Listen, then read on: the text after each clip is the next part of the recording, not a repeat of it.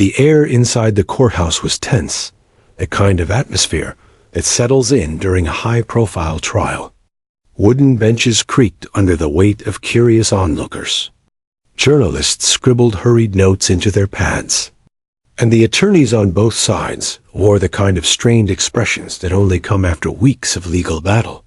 The case had been dragging on, the evidence mounting but still circumstantial enough to leave cracks for the defense to exploit.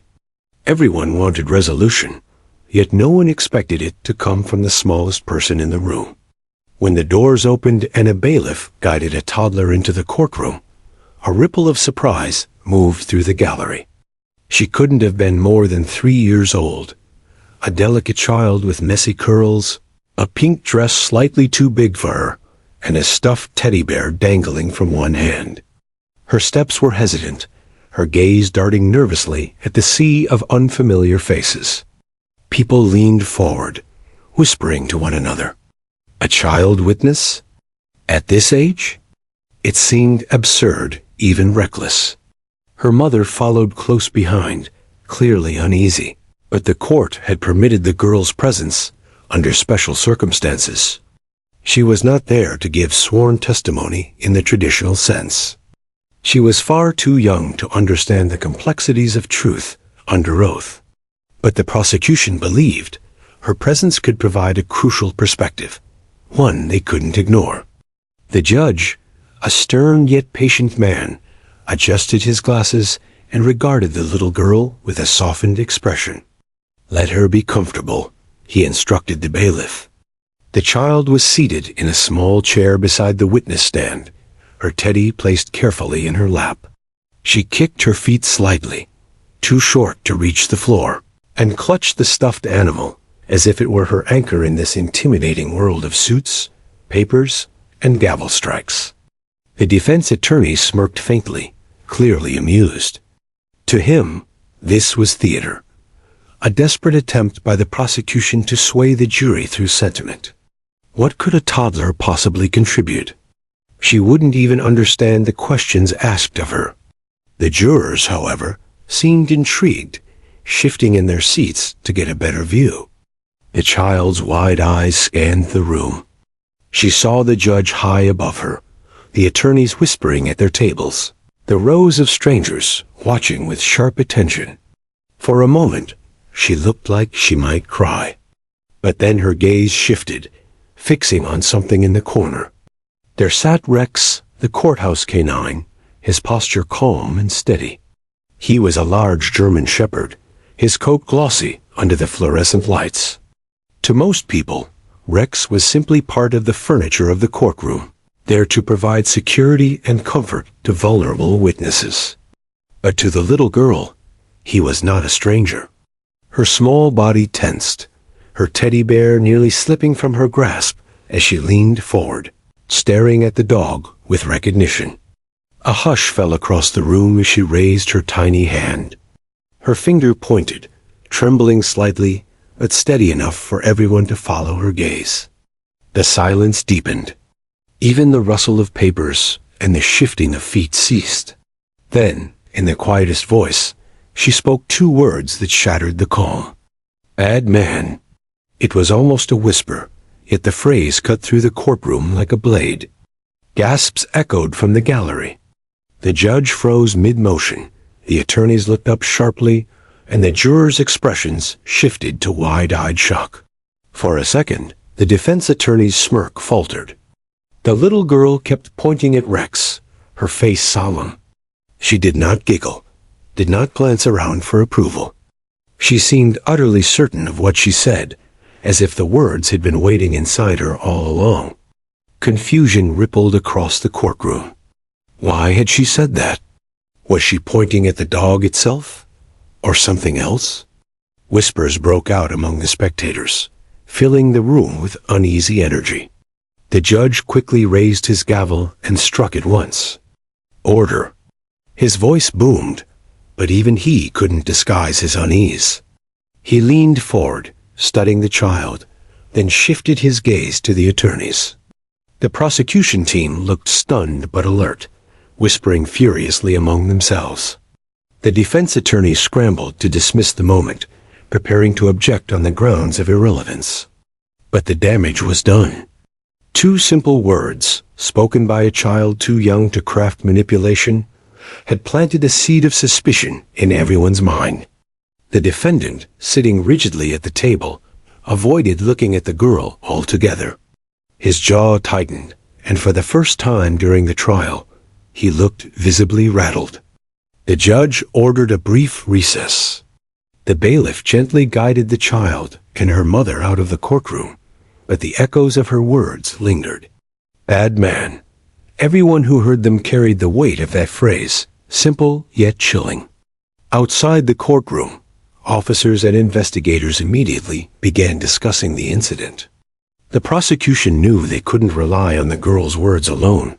The law required stronger evidence. But her unexpected statement could not be ignored. A child that young had no reason to invent such a declaration, and the fact that she had connected it to Rex, the K-9 who had been present at a critical stage of the investigation, made it even more haunting. Inside the jury deliberation room, conversations had already begun. Jurors exchanged uneasy glances, replaying the moment in their heads. There had been no hesitation in her voice, no playful tone. She had spoken with the blunt honesty that only a child could muster.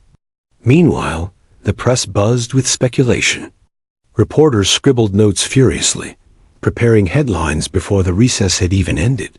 Toddler names bad man in court seemed too sensational to be real, yet it had happened in front of dozens of witnesses. The courtroom, which had started the day with predictable legal arguments, was now at the center of a story that would capture national attention. The defense tried to recover quickly, preparing to argue that the child's words were meaningless, the random mutterings of a toddler overwhelmed by a strange environment. But no amount of rational explanation could erase the moment from the minds of those who had witnessed it. The sheer innocence of the declaration made it powerful.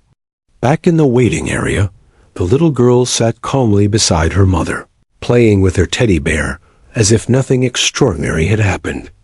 To her, pointing at Rex and saying "bad man" had been nothing more than speaking a truth she carried inside her small memory. She didn't know the weight of her words, or how they would ripple through the courtroom like shockwaves.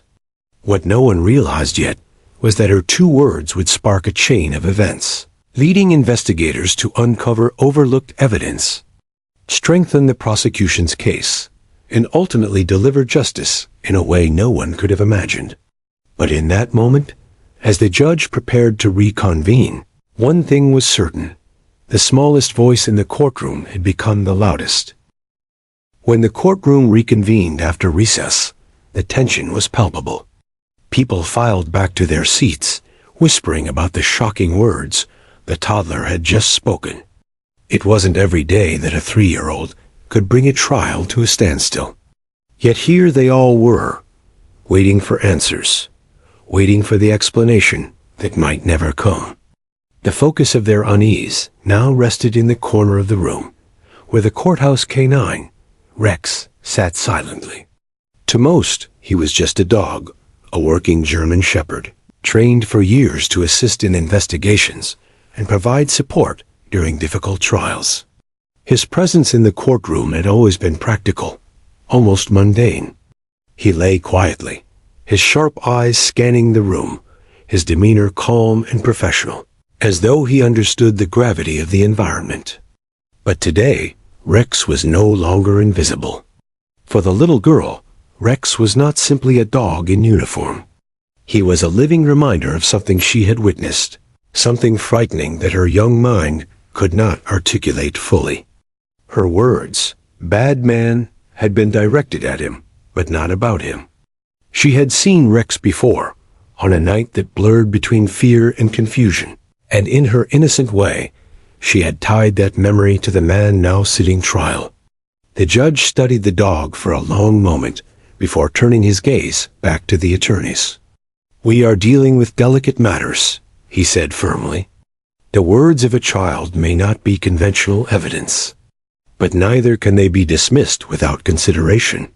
His voice carried a balance of authority and caution, for he knew the jury was hanging on every development.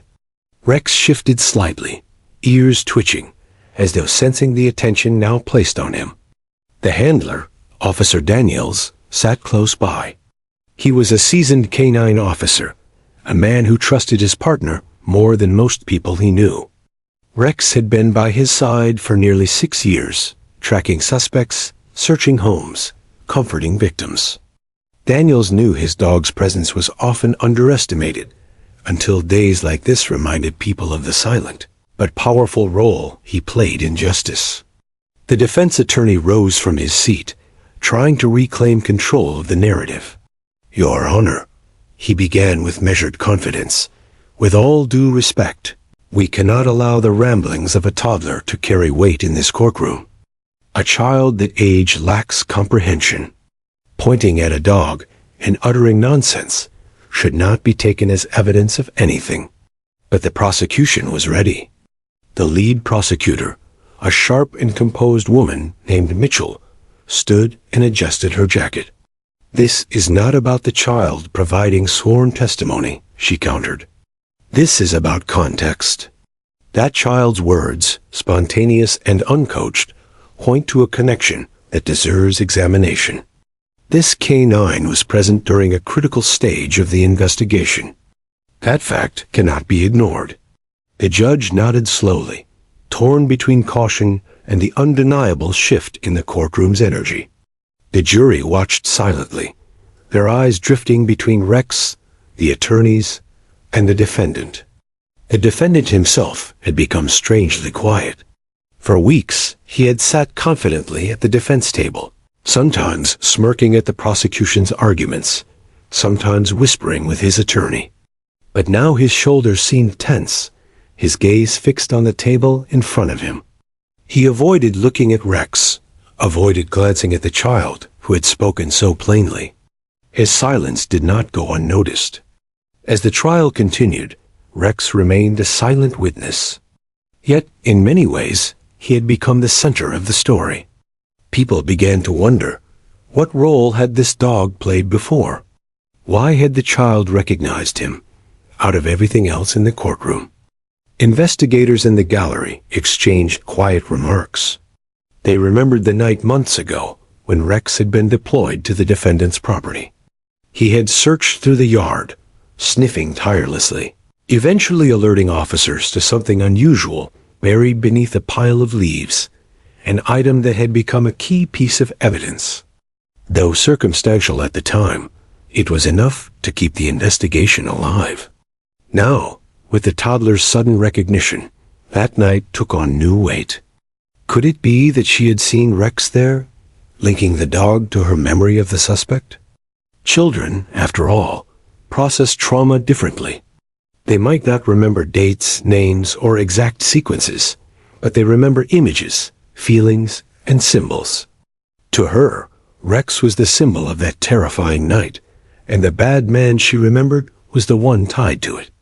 The jurors leaned forward as testimony resumed. Every time Rex shifted or lifted his head, whispers moved through the gallery. He wasn't just a support dog anymore. He was part of the unfolding drama. Reporters scribbled faster than ever. Some noted how unusual it was for a K-9 to become a focal point in a courtroom narrative. Headlines already began forming in their minds. Dog and toddler shift trial in shocking turn, or child's words give K-9 new role in justice. At one point, during a particularly tense exchange between attorneys, Rex let out a low, steady exhale, almost a sigh. The sound was soft, but in the charged silence of the room, it drew glances. It was as if the dog himself was weary of the lies, the games, the drawn-out fight for truth. Officer Daniels placed a steadying hand on Rex's back, though the dog needed no restraint. His presence was calm but powerful, an anchor in the storm.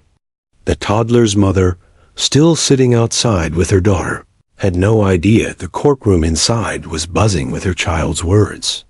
She gently stroked the girl's hair, whispering reassurances, while the child hummed softly to her teddy bear.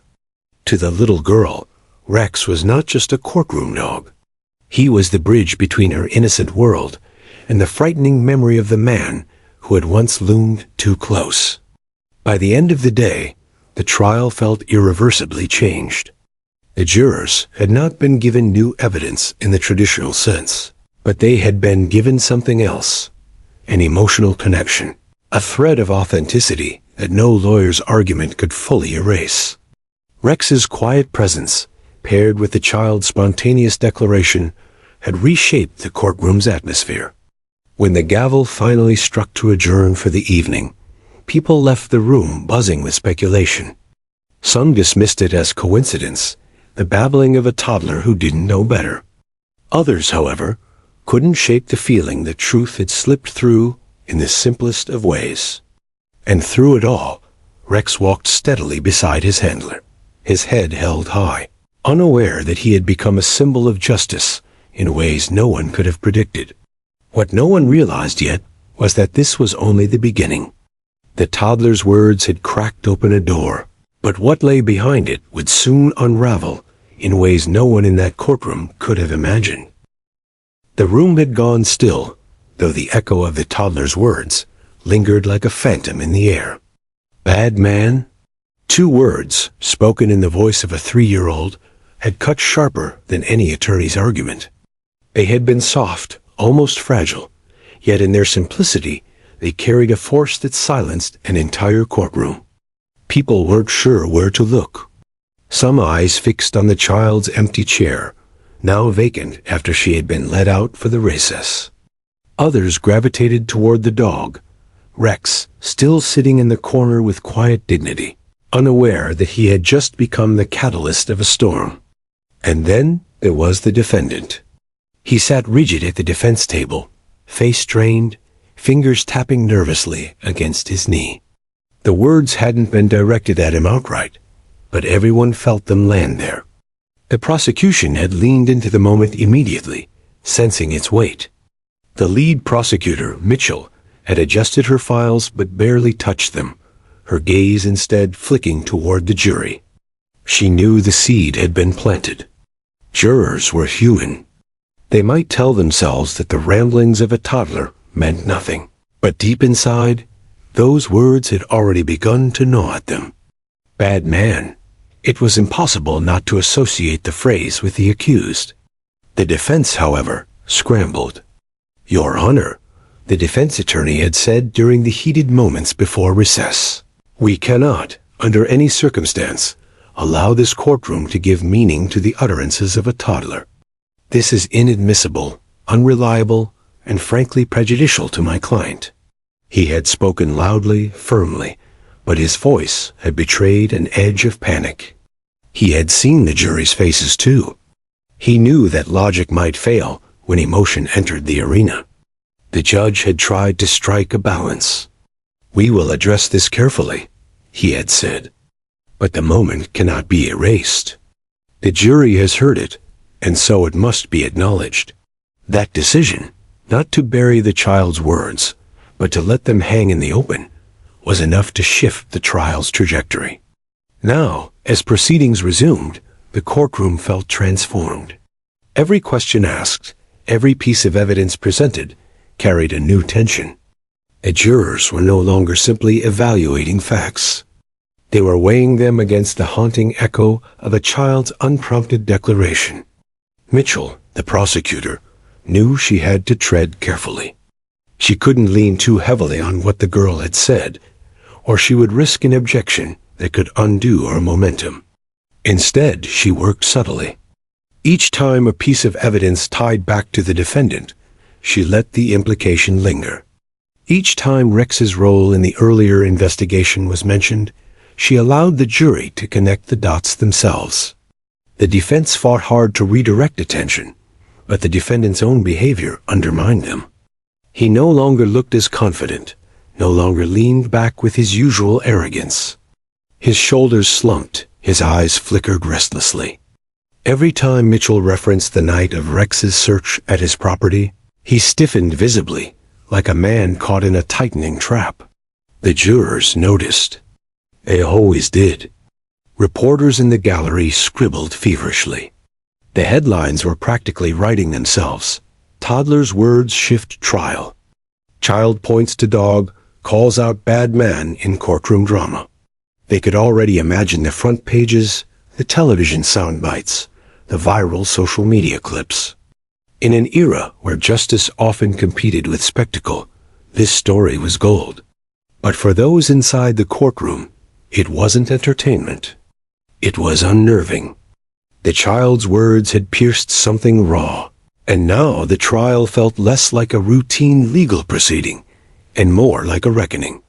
The jurors couldn't shake the image of her small hand pointing, her voice trembling yet sure. They replayed it in their minds. She hadn't smiled when she said it, hadn't looked for approval. She had simply spoken with the brutal honesty only a child could manage.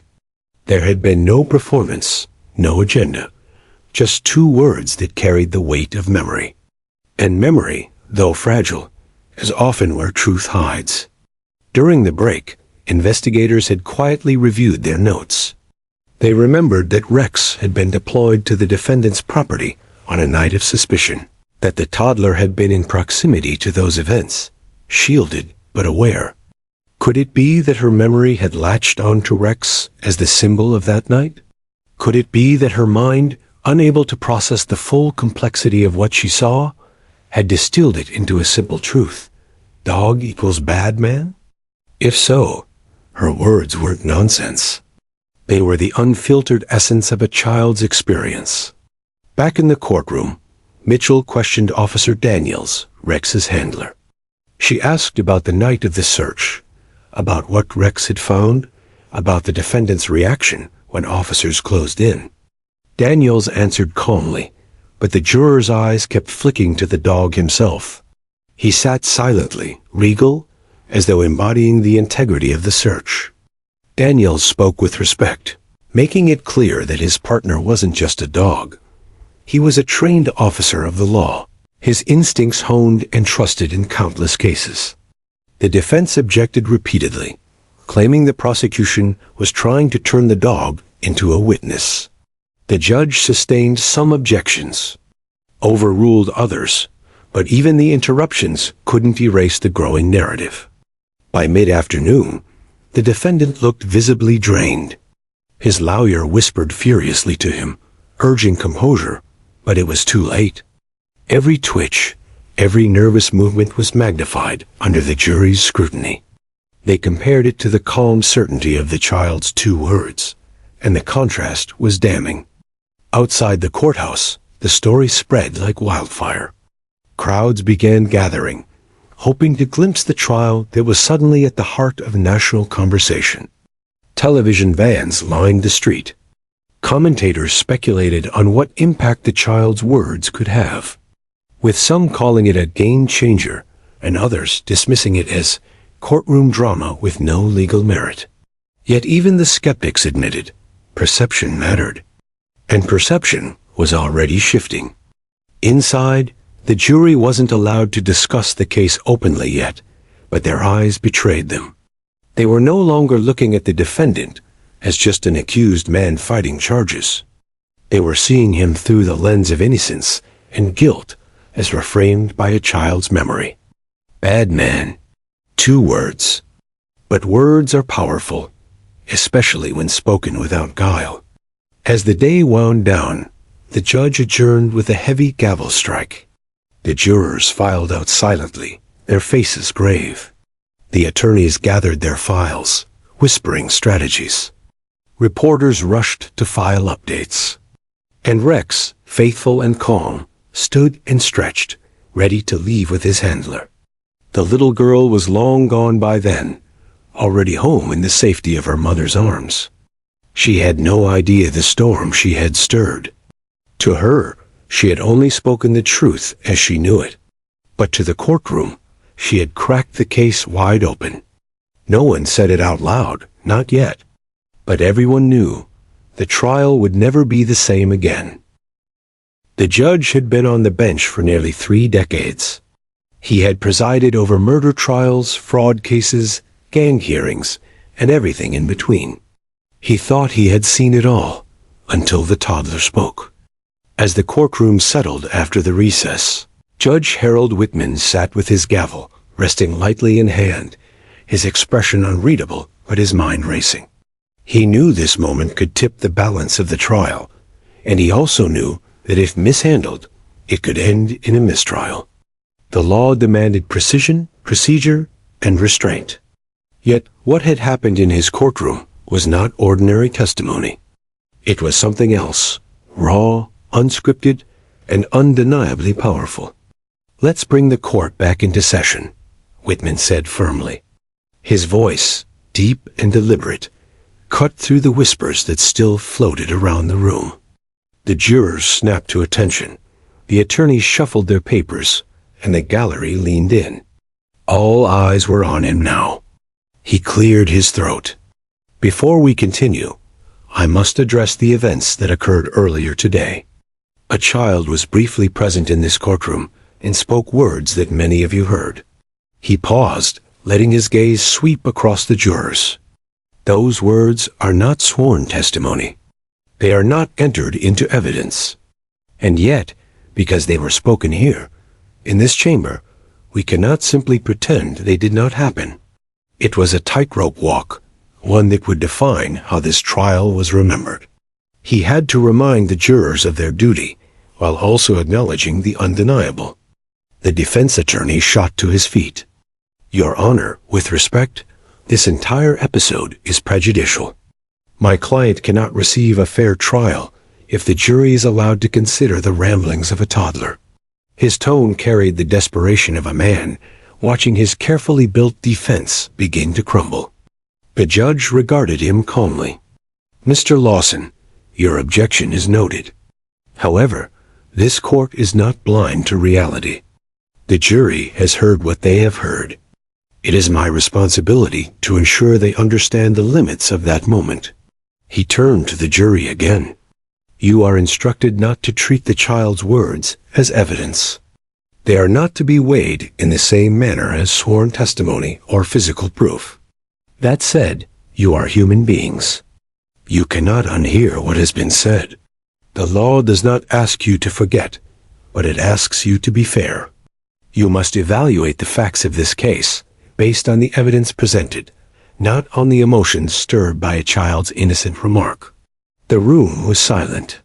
It was a masterclass in judicial balance, acknowledging reality without allowing chaos to reign. But the words, however carefully framed, did little to erase the gravity of what had happened. The jurors nodded solemnly, but in their hearts, the memory of the child pointing and whispering "bad man" had already fused with their perception of the case. Prosecutor Mitchell took note. She knew better than to exploit the judge's words, but she also knew the tide was turning. She adjusted her strategy, preparing to weave the moment into the larger story without ever explicitly naming it again. The defense attorney, however, was unraveling. Lawson whispered furiously to his client, who now sat pale and tense, his hands gripping the edge of the table. He could feel the trial slipping from his control. Every objection, every argument seemed smaller in the shadow of the child's voice. The judge, meanwhile, carried himself with calm authority. Inside, though, he felt the weight of the moment. He had seen jurors swayed by less, a quivering voice, a tear on the stand, a photo shown at just the right moment. Humans were not machines. They didn't compartmentalize evidence the way textbooks claimed. They felt, and in this case, they had felt the raw truth of innocence colliding with accusation. After his statement, the trial resumed. Witnesses were called, exhibits presented, arguments made. But the energy in the room had shifted. Everything seemed to circle back to the toddler, even when no one mentioned her. Every glance at Rex in the corner reminded the jury of the connection. Every mention of the defendant's property brought the memory rushing back. At one point, a juror shifted uncomfortably, glancing toward the defendant with narrowed eyes. The judge caught it, his sharp gaze noticing everything. He tapped his gavel softly, reminding them to remain impartial. Yet he knew impartiality was fragile, especially now. During a brief pause, Whitman leaned back in his chair, reflecting. He thought of his years in law school, where they taught him that justice was blind, that it weighed evidence without emotion. But experience had taught him otherwise. Justice was carried out by people, and people were moved by more than logic. A child's words, so simple, so pure, had the power to pierce through the legal armor of arguments and statutes. He sighed quietly, then straightened as the next witness was sworn in. The gallery remained tense. Reporters scribbled notes furiously, their pens scratching like restless insects. They knew the judge's words would be quoted in tomorrow's headlines. "We cannot pretend it did not happen." It was the kind of line that carried weight. That told readers this case was more than just another trial. It was a story of humanity, breaking through the rigidity of the system. Behind the bench, Whitman kept his expression neutral, but his thoughts raced. He wondered how history would judge this moment. Would it be seen as a failure of the court's objectivity, or as proof that truth could emerge in the most unexpected ways? He knew one thing for certain. This trial was no longer about dry legalities. It had become something larger, something that would be remembered long after the verdict. When the day's proceedings ended, he struck his gavel with deliberate force. "Court is adjourned until tomorrow morning." The jurors filed out, their faces drawn with the weight of the day. The attorneys gathered their files, their minds already spinning with strategies for the battles ahead. The defendant slumped in his chair, his mask of confidence cracking further with every passing hour. And Judge Whitman remained seated for a moment longer, watching as Rex was led from the room by Officer Daniels. The dog moved with quiet dignity, unaware of the storm he had stirred simply by being present. The judge allowed himself a brief, private thought. Sometimes justice doesn't come from where we expect it. Sometimes it comes from the smallest voices, or even the silent ones. He rose, adjusted his robe, and left the bench. Tomorrow would bring new arguments, new evidence, new attempts to steer the jury. But he knew, deep down, that the course of this trial had already shifted irreversibly. The child had spoken. And though he had cautioned the jury, though he had reminded them of their duty, even he could not deny the truth. Those two words had become part of the trial's fabric. They could not be undone. When court adjourned for the day, the heavy oak doors swung open and people spilled into the corridor, buzzing with speculation. Reporters clustered in groups, whispering about the moment that had already begun to feel legendary. Some jurors walked past them silently, others with an almost haunted look in their eyes. Yet amidst the chatter and the shuffle of feet, Officer Daniels kept his focus on Rex. The K-9 walked calmly at his side, his ears perked, but body relaxed. Daniels knew his partner well. Rex had been trained to detect explosives, drugs, and track missing persons. But in that courtroom, something entirely different had unfolded. Daniels couldn't shake the image of the toddler's finger pointing directly at his dog, her tiny voice ringing out those two words. "Bad man." The moment replayed in his mind again and again. Rex hadn't barked, hadn't lunged, hadn't even stood. He had simply remained still, alert in that quiet way that told Daniels he was aware. Dogs couldn't testify, but Daniels had long believed Rex carried instincts sharper than any human's. What unsettled him now was the connection between the dog and the child. That evening, while most of the city drifted into its nightly rhythm, Daniels drove to the precinct instead of home. He brought Rex into the squad room, the fluorescent lights casting sterile shadows over the desks. Detective Lavra Myers was still at her station, a cup of half-cold coffee at her elbow, her brow furrowed over files stacked in uneven towers. "You look like you've seen a ghost," she said, glancing up as Daniels entered. "Maybe I did," he muttered, scratching Rex behind the ear. "Or maybe it was just a kid." Myers leaned back in her chair. The girl? Daniels nodded. She pointed at Rex, said, "Bad man, you were there. You heard it." "I heard it," Myers said carefully, "and so did everyone else. But remember, she's 3. Toddlers say all sorts of things. We can't build a case on that." Daniels dropped into a chair across from her. "I know, but something about it. It didn't feel random. The way she looked at him, the certainty in her voice. She wasn't guessing, Lavra. She knew something." The detective exhaled slowly. "So what do you think she saw?" "Rex is a working dog. He's never been to that girl's home, never interacted with her family, as far as we know." Daniels hesitated. "Unless—" Myers raised an eyebrow. "Unless what?" "Unless she saw him during a search.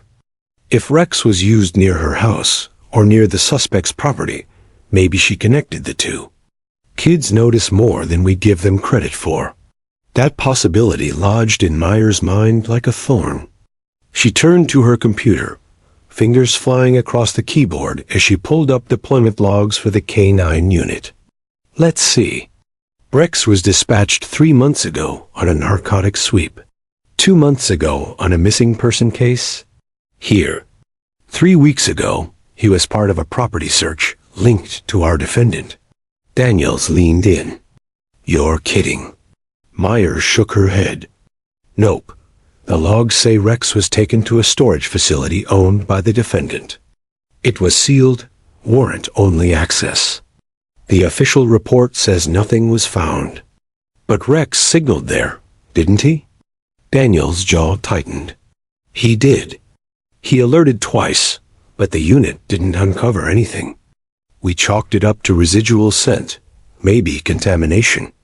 Happens sometimes." "Or," Myers countered, "maybe something was there, and it was moved." The two sat in silence for a moment, the weight of possibility pressing down on them. Rex stirred at Daniels' side, his calm brown eyes steady. Daniels gave a low whistle, a sound he only used when thinking hard.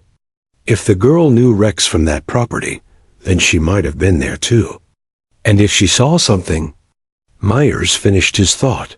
Then her 2 words could mean a lot more than coincidence. They decided to dig deeper.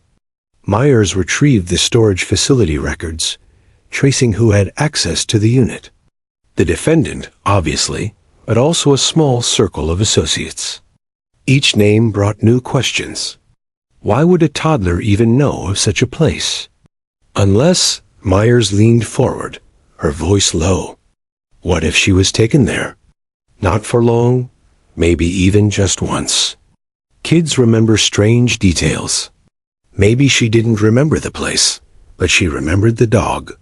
Daniels felt a chill run through him. The idea was disturbing, but not impossible. And it gave chilling weight to the toddler's words.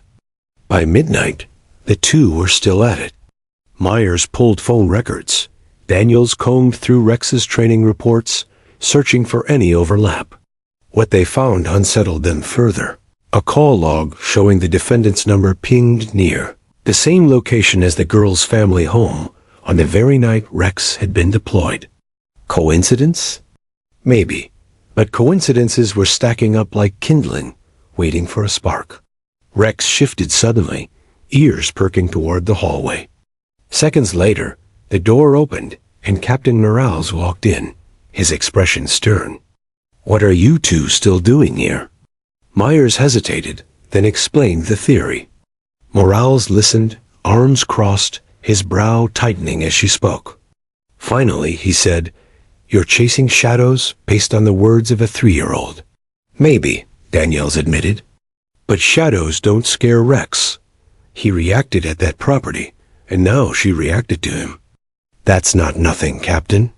Morales studied him, then sighed. "Fine, quietly, you dig. But you don't breathe a word of this to the prosecution until you've got something solid.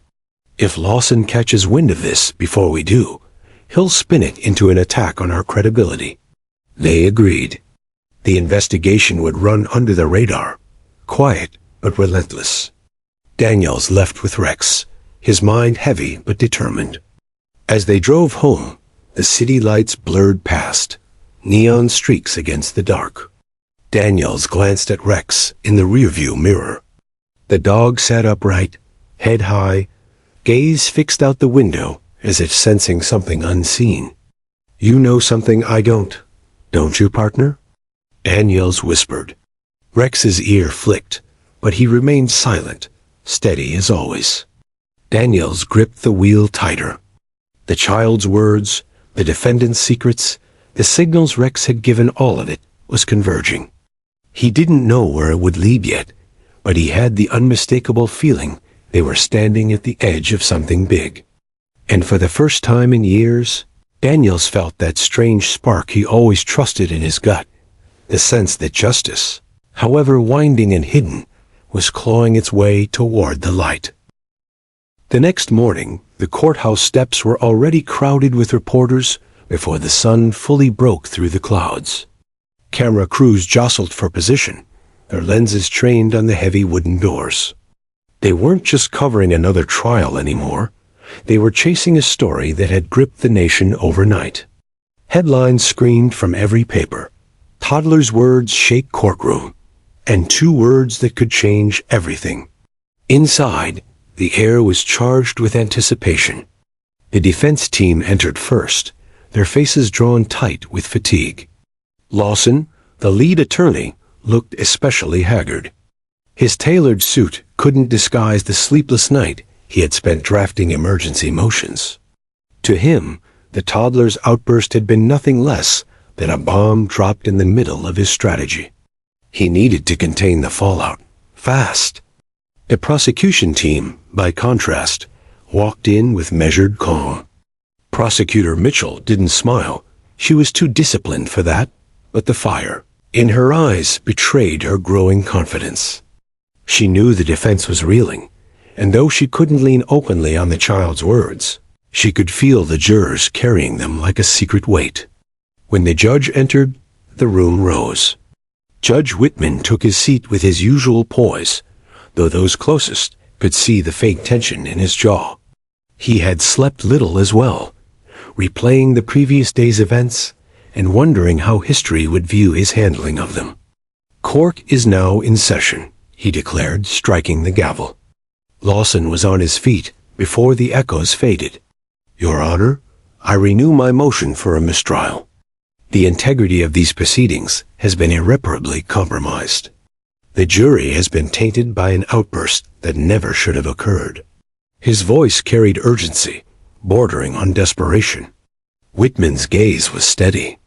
"Mr. Lawson, your motion is denied. I have already instructed the jury on how to weigh the events in question. We will proceed." "But denied," the judge repeated firmly, leaving no room for further argument.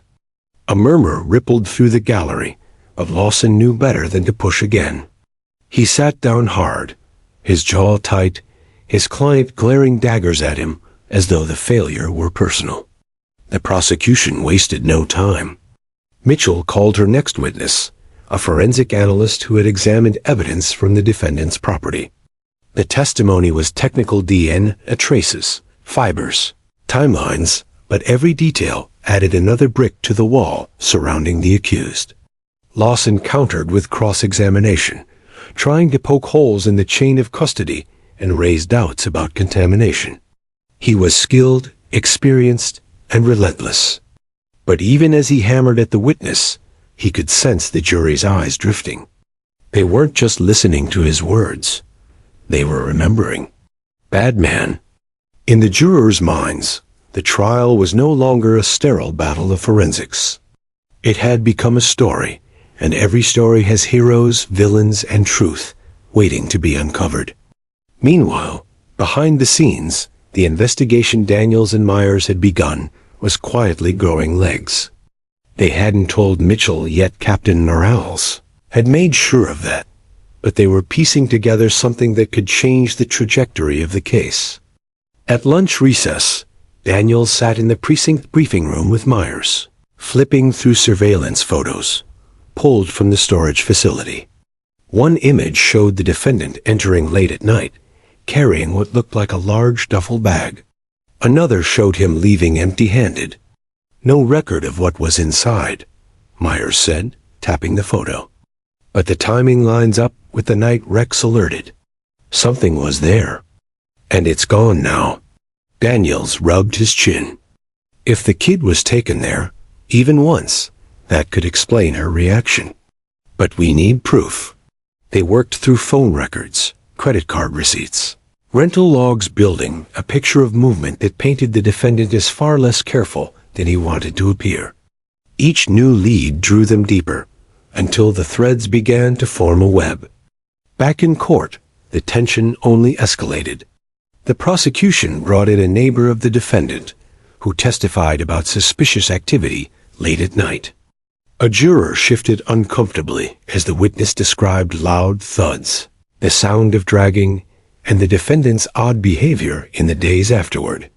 Lawson objected, tried to discredit the testimony as unreliable hearsay, but the judge overruled. By mid-afternoon, the atmosphere in the courtroom was heavy, almost electric. Each word spoken felt amplified, each objection sharper, each pause longer. Even the gallery sat rapt, scarcely daring to move.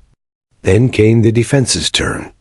Lawson called character witnesses, family members, old friends all, painting the defendant as a respectable, misunderstood man. They spoke of charity work, kind gestures, stability. It was a strategy designed to humanize him, to counterbalance the growing darkness. Yet the jurors' faces told another story. Some listened politely, but others wore expressions of skepticism, even doubt. The shadow of the toddler's words still loomed. During cross-examination, Mitchell asked one of the defendant's friends a seemingly simple question. "Did you ever accompany the defendant to his storage unit?" The witness faltered. I don't recall."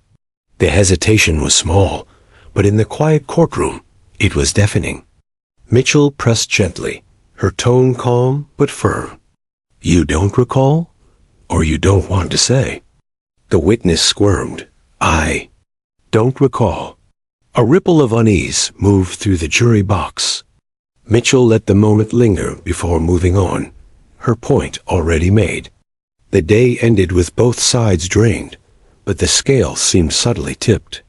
Lawson gathered his papers in silence, his shoulders tight. Mitchell stood tall, her eyes burning with quiet determination. The jurors filed out, their expressions heavy with the burden of what they had heard. That night, Daniels drove back to the storage facility with Myers. They had secured a quiet warrant for a second search, this time using every tool at their disposal.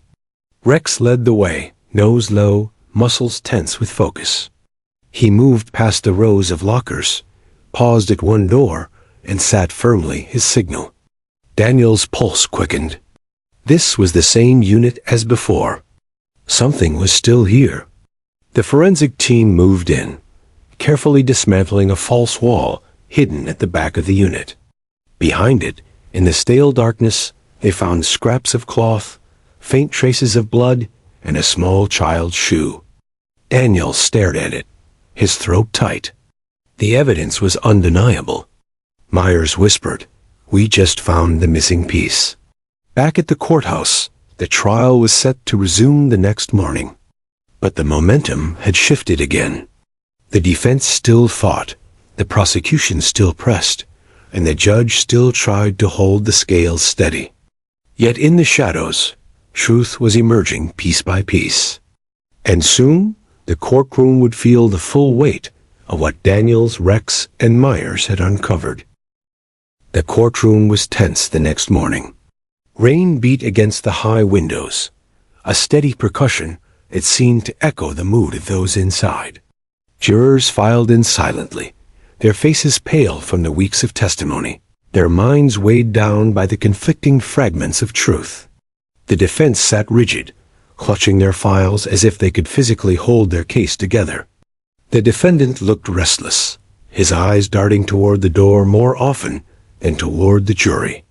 Mitchell, the prosecutor, reviewed her notes one last time, but her attention kept drifting to the gallery, waiting for something, though no one else knew what. Judge Whitman struck the gavel. Court is now in session. The morning began with routine matters, but beneath the surface, something different was brewing. Unbeknownst to the defense, Daniels and Myers had spent the night preparing their discovery. The false wall, the blood traces, the shoe, it had all been processed, photographed, and logged into the chain of evidence. The prosecution team had been briefed at dawn. Now, the moment was coming when it could no longer be kept in the shadows. Mitchell stood.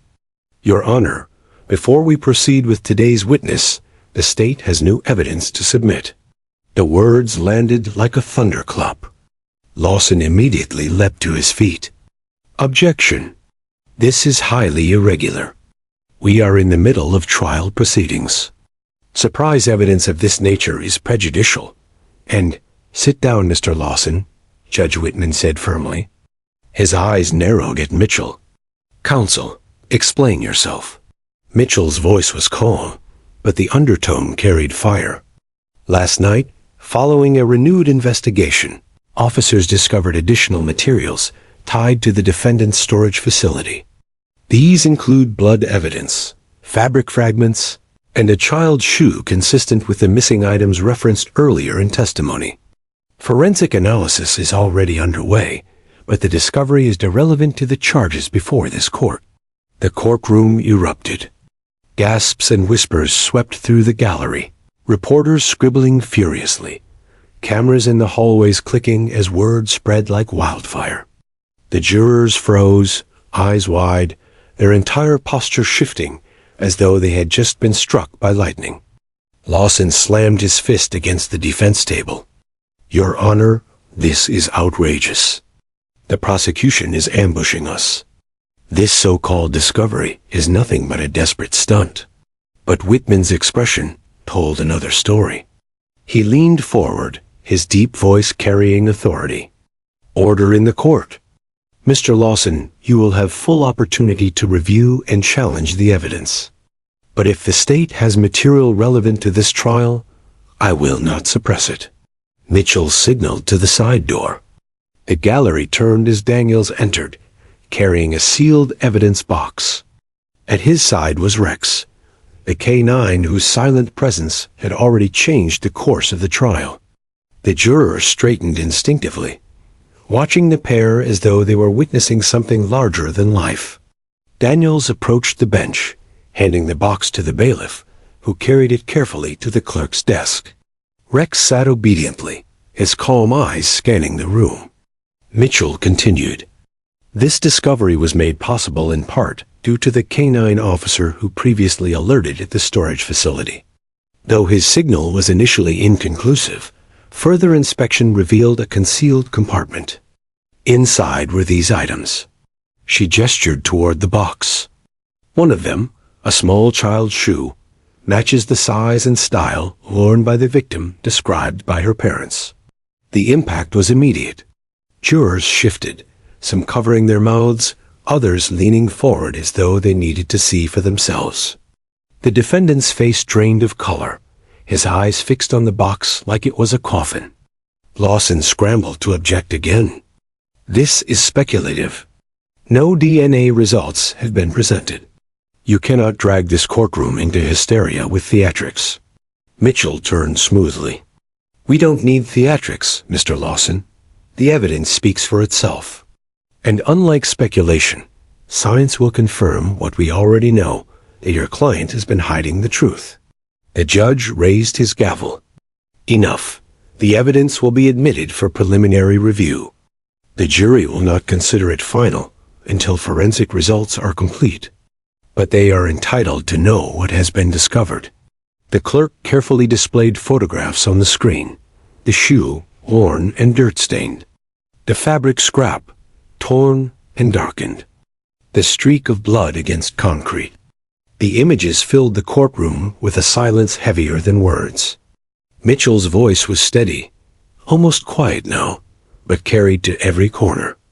Ladies and gentlemen of the jury, you have seen weeks of testimony, evidence, and argument.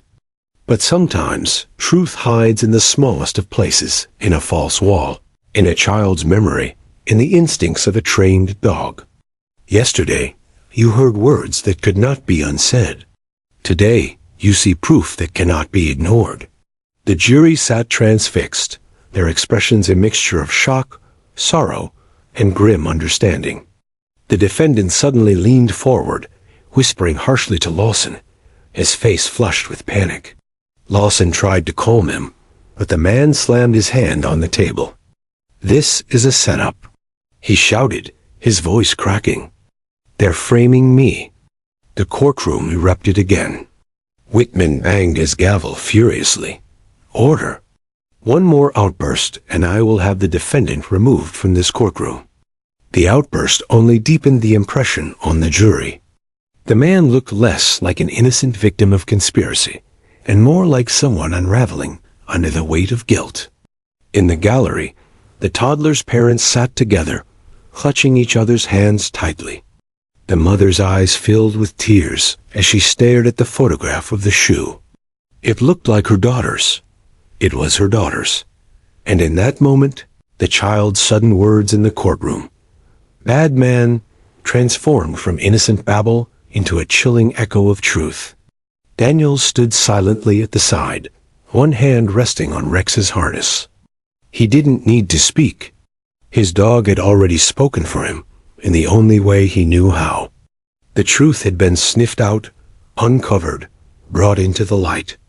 Lawson fought back with everything he had, demanding exclusion of the evidence, arguing for delays, challenging the legitimacy of the search warrant.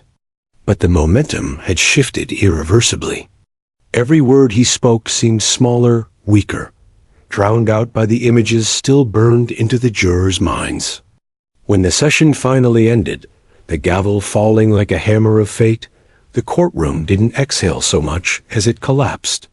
People whispered as they filed out, reporters dashed for phones, and the jurors were ushered away with strict instructions. In chambers afterward, Judge Whitman sat alone for a long moment, staring at the photographs that now defined the case. He thought of the child's voice, the words that had unsettled the courtroom days earlier. He thought of Rex, the silent sentinel who had led investigators to the truth. And he thought of justice, not as a cold mechanism of statutes and codes, but as a living thing, unpredictable, shaped by voices large and small. That evening, the city buzzed with the news. The trial that had already captivated the public was now front-page history. People gathered around televisions, radios, and phones, discussing not just the evidence, but the strange, almost uncanny chain of events that had brought it forward. And through it all, one truth stood taller than the noise. The smallest witness in the room, a toddler barely old enough to form sentences, had cracked open. A case that might have otherwise remained buried in lies. The trial was not over yet, but the truth had emerged, and nothing could put it back into the shadows. The courthouse was silent that morning in a way that felt unnatural, as though the building itself was holding its breath. Outside, the press waited in heavy clusters, cameras perched on tripods, microphones raised like spears. Inside, the marble halls carried only the muffled echoes of footsteps as jurors, attorneys, and families made their way toward the climax of a case that had gripped the nation. Judge Harold Whitman sat alone in his chambers before the session, robe draped over his shoulders, staring at a single sheet of paper. It wasn't the verdict that was still in the hands of the jury. It was his closing instructions to them. A careful balance of law, restraint, and humanity. He had read them a dozen times already, but still his hand lingered on the final line. Justice is not the absence of truth. It is the courage to face it. At precisely 10 o'clock, the gavel struck. Court is now in session. The gallery filled quickly, reporters clutching their notebooks, the families of both sides seated with rigid anticipation. The defendant sat at the table, his face pale, lips pressed into a hard line. His attorney whispered urgently, but he barely seemed to hear. Across the aisle, Prosecutor Mitchell arranged her files, though she hardly needed them now. The evidence had spoken louder than any argument she could make. Everyone was waiting for the same thing: the jury. They filed in slowly, 12 men and women bearing the weight of judgment. Their expressions were guarded, but a tension hummed in the room. Something had been decided. The defendant glanced at them, searching their faces for hope, but found only unreadable calm. The clerk rose. "Members of the jury, have you reached a verdict?" The foreperson, a middle-aged woman with steady eyes, stood. "We have, Your Honor. Please deliver the verdict to the bailiff." The folded paper was passed forward, hands trembling slightly as it changed possession. Whitman opened it, his face a mask of judicial neutrality, though inside his pulse quickened. He read the words once, twice, then returned the paper to the clerk. "In the case of the People versus Daniel Price," Whitman intoned, "on the charge of kidnapping, how does the jury find the defendant?" The foreperson's voice was clear. "Guilty." Gasps erupted from the gallery. The toddler's mother let out a sob, clutching her husband's hand, tears streaming down her face. Reporters scribbled furiously, the sound of their pens nearly drowned by the murmurs spreading like wildfire. Whitman struck his gavel. "Order." He nodded for the verdict to continue. "On the charge of unlawful imprisonment, how does the jury find?" "Guilty." "On the charge of aggravated assault?" "Guilty." "And finally, on the charge of first-degree murder?" A pause, a silence so heavy it seemed to press against every chest in the room. Then the words came steady and final: "Guilty." The defendant's body jolted as though struck.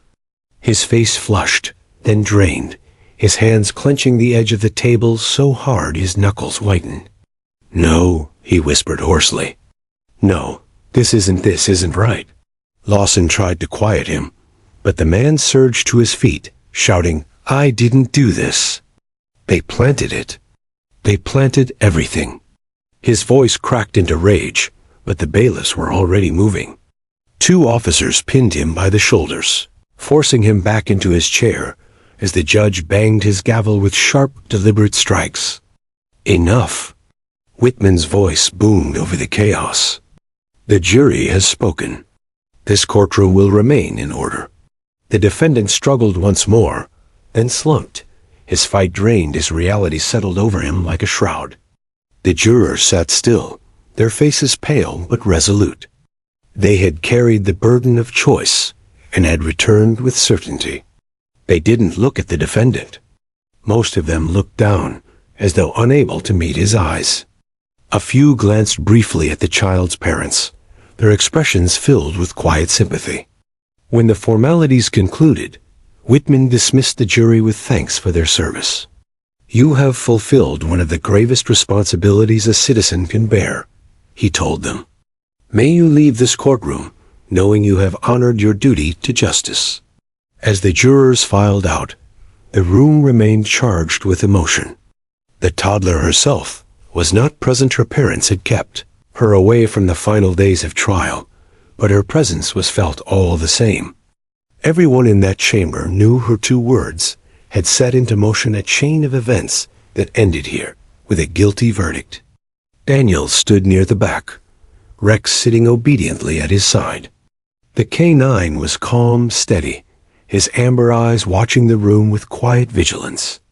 Reporters glanced toward him, as if they too understood that this silent partner had played a part no human could have. Daniels reached down, giving Rex a gentle pat on the head. "Good boy," he murmured. As the defendant was led away in shackles, the toddler's mother rose from her seat. Her hands shook, her face streaked with tears. But her voice was steady as she whispered into the still air, "Thank you." It wasn't clear whether she was speaking to the judge, the jury, the officers, or to the little girl who had innocently pointed her finger and spoken truth. Perhaps it was to all of them. When the courtroom finally emptied, Judge Whitman remained seated a moment longer, staring at the seal of the United States behind his bench. He thought again of the words he had written that morning about truth and courage. Never in his long career had he seen a trial turn on something so small, so unexpected. A child's voice, a dog's instinct, and the persistence of those who believed in looking deeper. It wasn't how law school taught justice to work, but perhaps it was closer to how justice actually lived. That evening, the courthouse steps overflowed with reporters broadcasting the verdict to the world. Commentators debated the legal precedents, the defense's inevitable appeals, the extraordinary nature of the trial. But beneath the noise, the heart of the story was simpler. A toddler, too young to understand the magnitude of her words, had unknowingly cracked a case that might otherwise have slipped away. In the weeks that followed, the evidence from the storage unit was confirmed through forensic analysis. DNA matched, timelines aligned, and the jury's decision stood strong under scrutiny. Appeals were filed, but few doubted the outcome would change. For the toddler's family, life slowly began to move forward. Healing would take years, perhaps a lifetime, but they carried with them the knowledge that justice had been served. Their daughter's small voice had carried farther than they could have ever imagined. And for Officer Daniels and Rex, the trial became another chapter in their shared service. Awards and commendations followed, but Daniels never thought of it as heroism.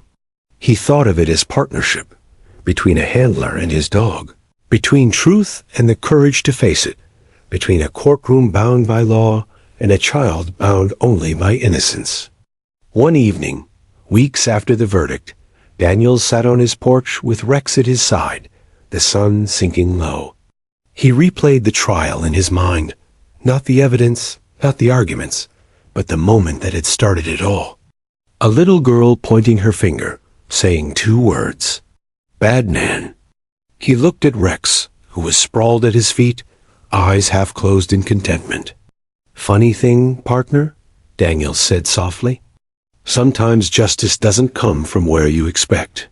Sometimes it comes from the smallest voice in the room." And in the quiet that followed, he felt certain it was the truest verdict of all.